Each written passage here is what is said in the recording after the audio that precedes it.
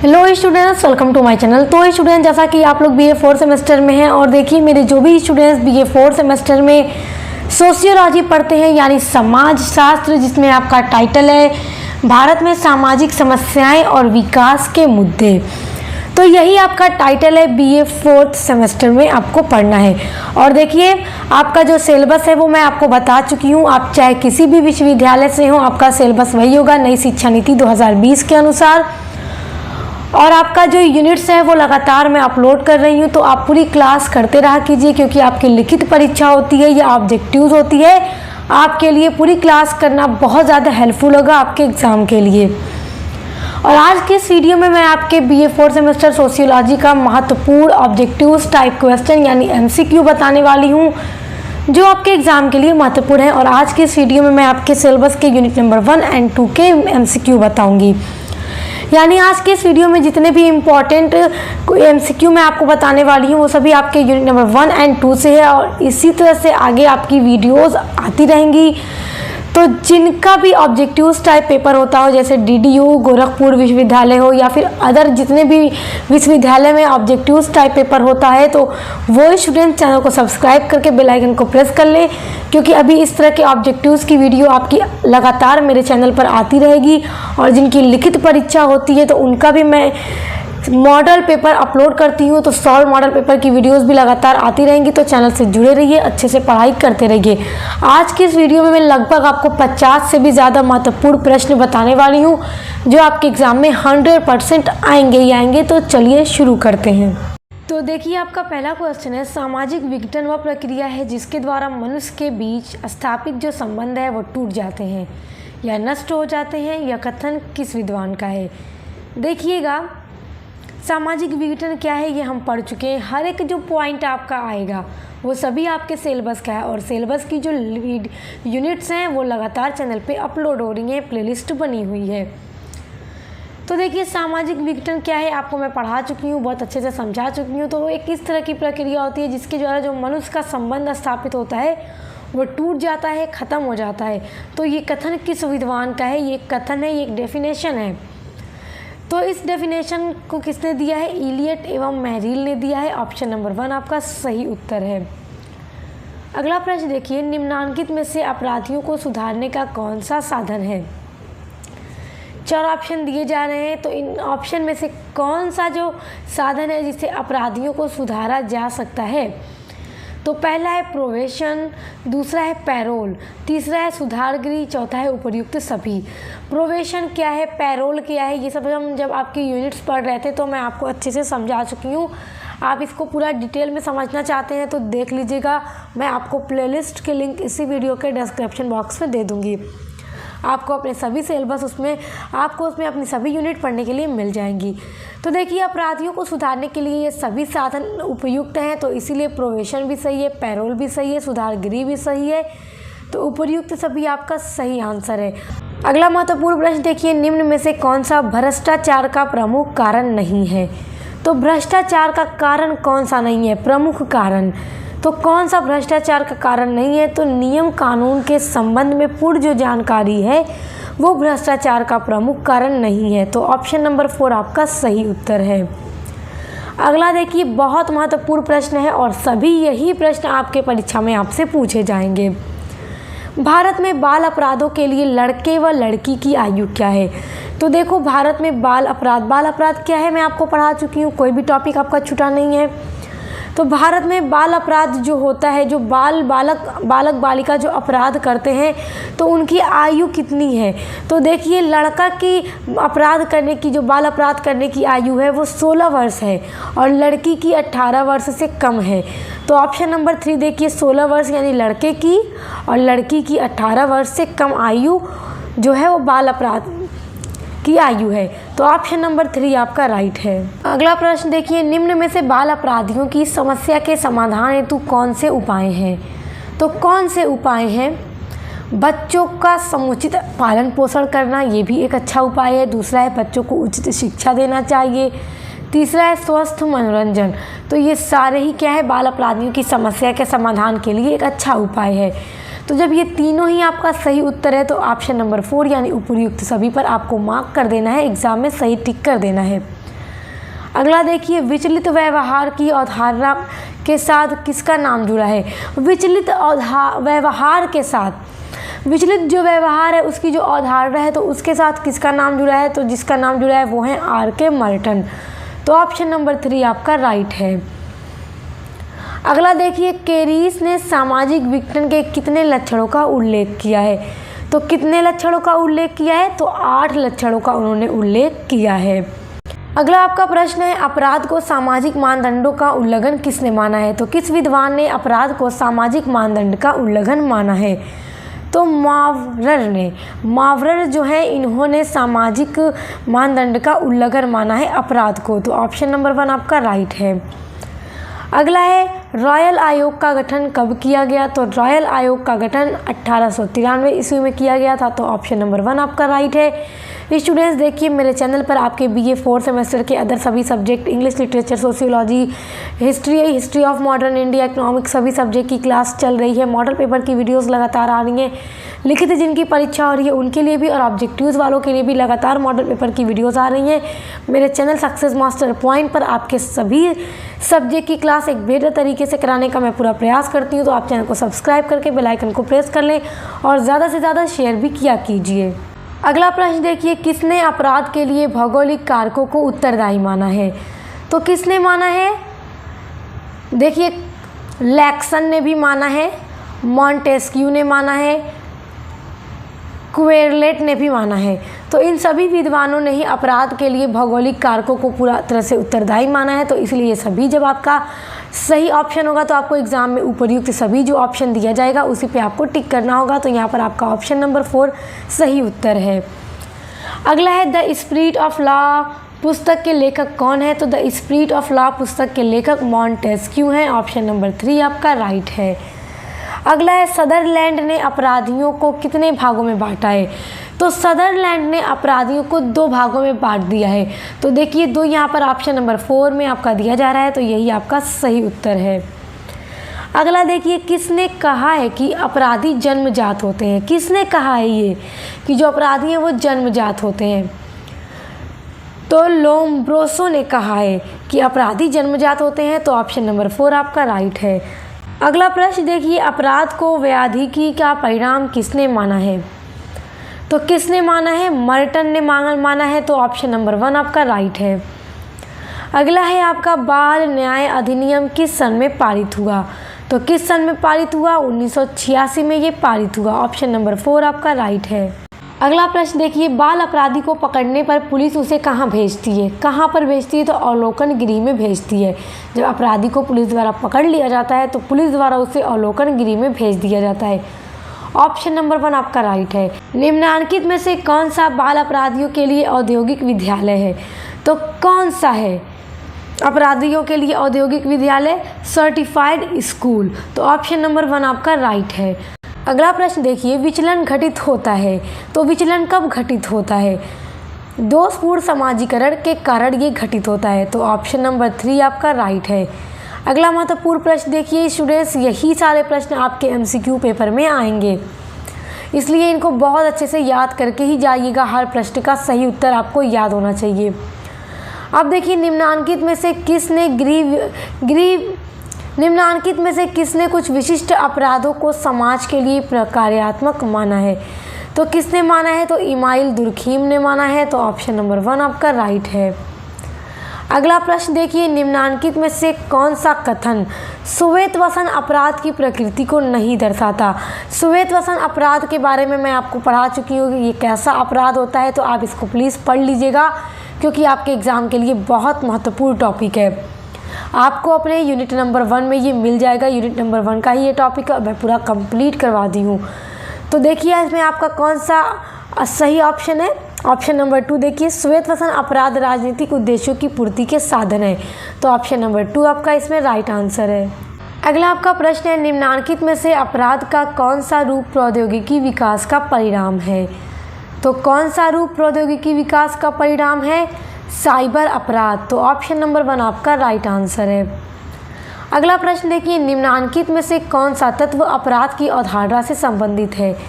तो कौन सा तत्व अपराध की अवधारणा से संबंधित है बताइए। बहुत महत्वपूर्ण है, परीक्षा की दृष्टि से 1 नंबर का ये आपका प्रश्न है, बहुत अच्छा है और आपसे ज़रूर पूछेगा। तो यहाँ पे आपका सही उत्तर है अपराधी इरादा। ये आपका सही उत्तर है। ये तत्व जो है अपराध की अवधारणा से संबंधित होता है, क्योंकि अपराधी इरादा। ऑप्शन नंबर 3 आपका सही उत्तर है। अगला प्रश्न देखिए, किसी सामान्य अपराध के लिए जब अपराधी को जेल न भेजकर उसे किसी उत्तरदायी व्यक्ति की देखरेख में छोड़ा जाता है, तब इस प्रणाली को क्या कहा जाता है? तब इस प्रणाली को परिवीक्षा कहा जाता है। क्या? परिवीक्षा कहा जाता है। तो ऑप्शन नंबर 4 आपका राइट है। अगला प्रश्न देखिए, निम्नांकित में से कौन सी एक दशा सुवेत्वसन अपराध का उदाहरण नहीं है? तो कौन सा उदाहरण नहीं है सुवेत्वसन अपराध का? तो एक साधारण व्यक्ति द्वारा तस्करी से धनी बनने का प्रयत्न करना, ये जो है सुवेत्वसन अपराध का उदाहरण नहीं है। तो ऑप्शन नंबर यहाँ पे 3 आपका राइट है। अगला प्रश्न देखिए, महत्वपूर्ण बहुत ज़्यादा प्रश्न है ये आपका। निम्नांकित में से कौन सी एक दशा सुवेत्वसन अपराधों का कारण नहीं है? अब देखिए यहाँ पर भी आपसे आप सुवेत्वसन अपराध के बारे में ही पूछ रहा है और सुवेत्वसन अपराध से बहुत सारे प्रश्न आपसे पूछेंगे, तो इसलिए आप उसको पढ़ लीजिएगा। ये टॉपिक मैं आपका पढ़ा चुकी हूँ। तो कौन सा कारण नहीं है? तो समाज की लोकतांत्रिक प्रक्रिया जो है सुवेत्वसन अपराध का कारण नहीं है। ऑप्शन नंबर 4 आपका राइट है। अगला प्रश्न देखिएगा, निम्नांकित में से कौन सा एक साइबर अपराध नहीं है? तो कौन सा साइबर अपराध नहीं है? कंप्यूटर उपकरणों की चोरी करना, ये साइबर अपराध नहीं है इस सभी ऑप्शन में से। तो ऑप्शन नंबर 3 आपका राइट है। अगला प्रश्न देखिए, साइबर अपराध के लिए निम्नांकित में से कौन सी एक दशा आवश्यक है? देखिए बहुत महत्वपूर्ण प्रश्न है, आप इन सभी प्रश्नों को अच्छे से याद कर लीजिएगा। देखिए प्रश्न आपसे क्या पूछ रहा है कि साइबर अपराध के लिए निम्नांकित में से कौन सी एक दशा आवश्यक है? तो इलेक्ट्रॉनिक प्रौद्योगिकी का उच्च ज्ञान होना आवश्यक है। तो याद रखिएगा ऑप्शन नंबर 4 आपका राइट है। अगला प्रश्न देखिए, केंद्र शासित प्रदेशों को छोड़कर प्रति व्यक्ति शराब का उपभोग भारत के किन 2 राज्यों में सबसे अधिक है? तो किन 2 राज्यों में सबसे अधिक है? आंध्र प्रदेश तथा हिमाचल प्रदेश में सबसे अधिक है। तो ऑप्शन नंबर 3 आपका राइट है।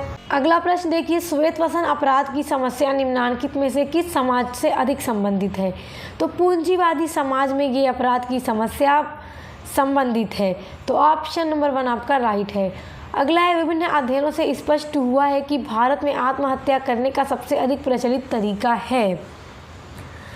तो कौन सा तरीका भारत में सबसे ज़्यादा प्रचलित है आत्महत्या करने के लिए, सुसाइड करने के लिए? तो ये बात अध्ययन से पता चली है। आग लगाकर मरना नहीं, फांसी लगाना हाँ। देखो फांसी लगाकर आत्महत्या करना ये भारत में सबसे अधिक प्रचलित है, मतलब सुसाइड करने के लिए। तो ऑप्शन नंबर 2 आपका राइट है।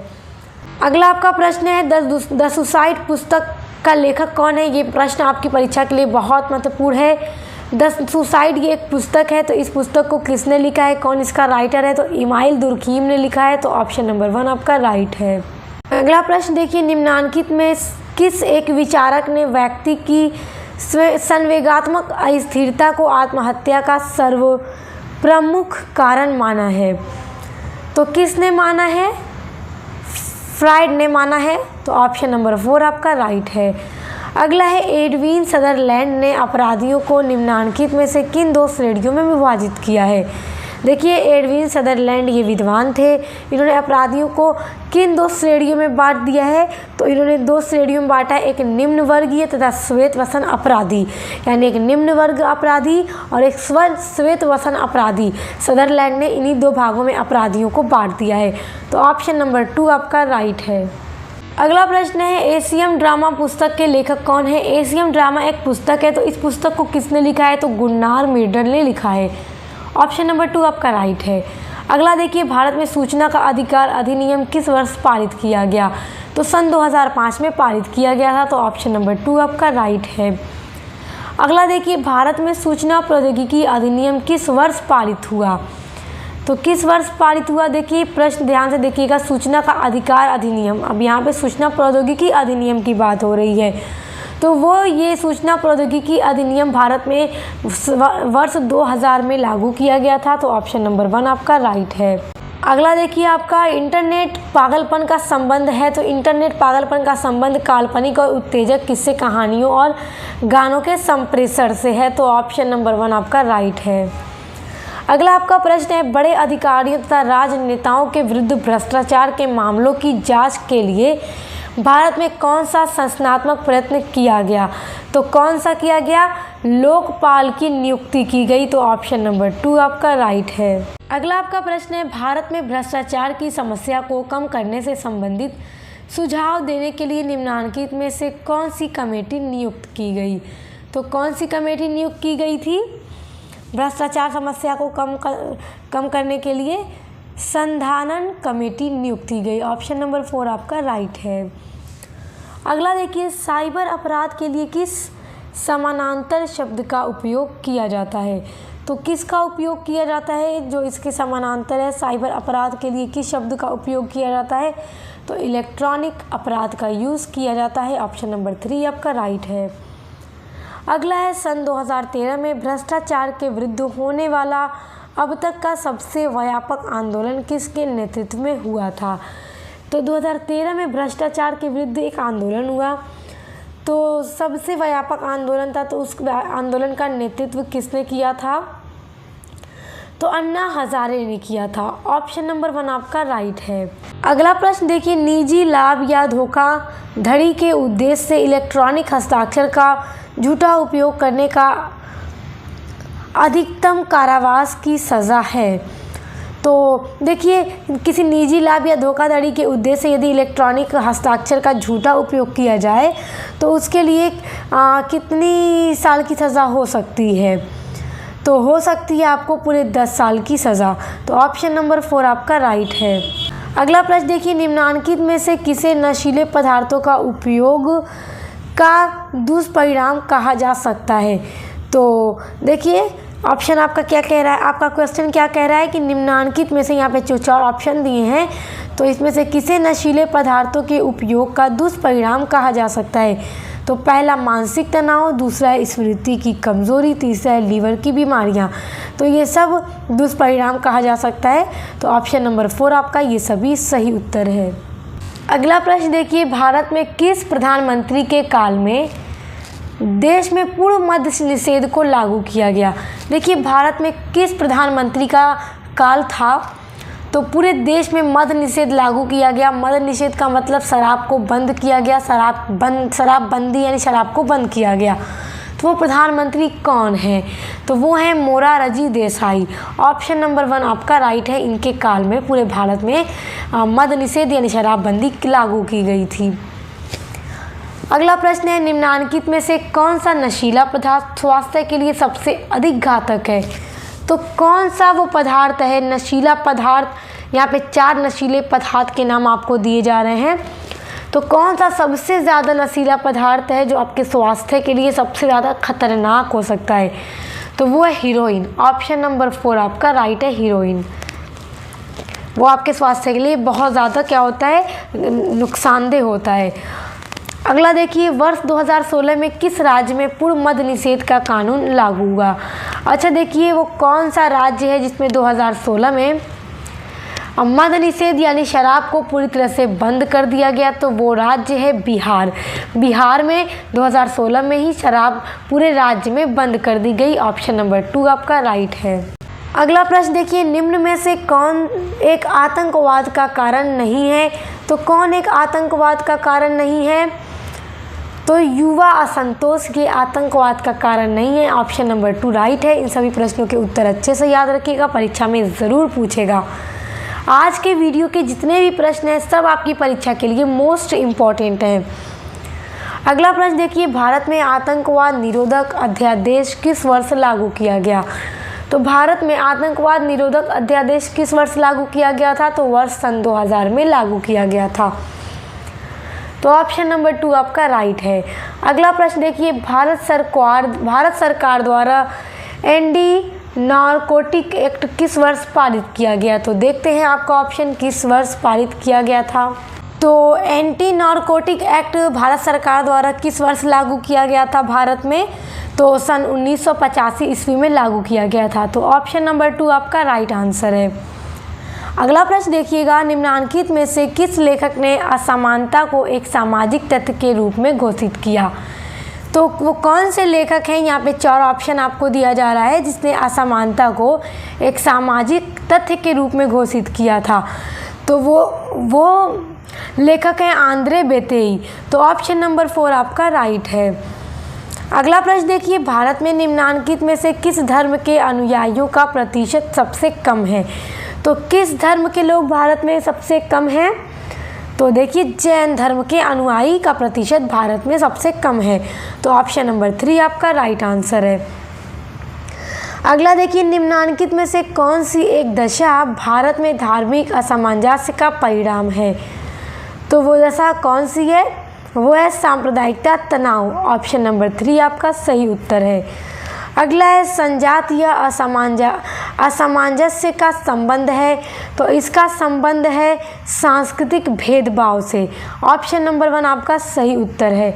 अगला आपका प्रश्न है, सन 1953 में नियुक्त प्रथम पिछड़ा वर्ग आयोग के अध्यक्ष कौन थे? तो इसके अध्यक्ष थे काका कालेलकर। ऑप्शन नंबर 3 आपका राइट है। स्टूडेंट्स, आज की इस वीडियो में मैंने जितने भी महत्वपूर्ण ऑब्जेक्टिव्स टाइप क्वेश्चन बताए हैं ये सभी आपकी परीक्षा के लिए अति महत्वपूर्ण हैं। आप इनको एकदम अच्छे से याद कर लीजिएगा और आगे इस तरह की वीडियोस आपके सभी सब्जेक्ट की लगातार चैनल पर आती रहेंगी। तो अच्छे से पढ़ाई करने के लिए आप चैनल को सब्सक्राइब करके बेल आइकन को प्रेस कर लीजिए ताकि आने वाली वीडियोज़ के नोटिफिकेशन आपको मिलते रहें। तो अब मिलते हैं नेक्स्ट वीडियो के साथ।